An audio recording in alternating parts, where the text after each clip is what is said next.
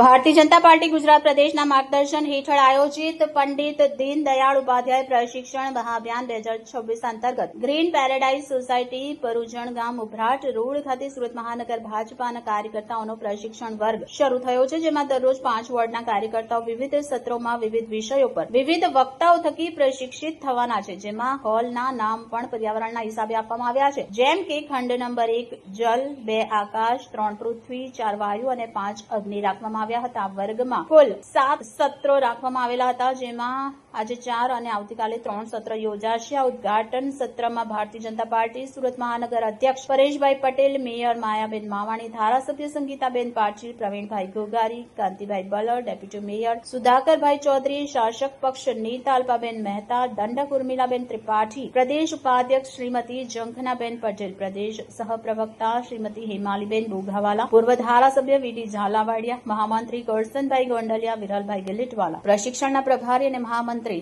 દુર્ગાપ્રસાદ પાંડેજી, પ્રશિક્ષણના સંયોજક શૈલેષભાઈ પટેલ, સહસંયોજક પાર્થ માઘાણી, સહસંયોજક જાગૃતિબેન દેસાઈ તેમજ તેમની ટીમ દ્વારા આયોજન કરાયું, જેમાં અગ્રણીઓની ગૌરવપૂર્ણ ઉપસ્થિતિ રહી હતી। આ સાથે પ્રવેશ દ્વારથી પ્રદર્શનીનું આયોજન કરવામાં આવ્યું હતું। આ પ્રસંગે આગેવાનોએ કાર્યકર્તાઓને સંગઠનની વિચારધારા, રાષ્ટ્ર પ્રથમના સંકલ્પ, સેવા, સમર્પણ અને સંગઠનને વધુ સશક્ત બનાવવાના મંત્ર સાથે માર્ગદર્શન આપ્યું। પ્રશિક્ષણ વર્ગ કાર્યકર્તાઓમાં નવી ઉર્જા, ઉત્સાહ અને સંગઠન પ્રત્યે વધુ સમર્પિત ભાવનાનો સંચાર થયું છે। પ્રશિક્ષિત કાર્યકર્તા જ સશક્ત સંગઠનનો આધાર છે। આ સંકલ્પ સાથે યોજાયેલા કાર્યક્રમ કાર્યકર્તાઓ માટે પ્રેરણાદાયી અને માર્ગદર્શક સાબિત થયો।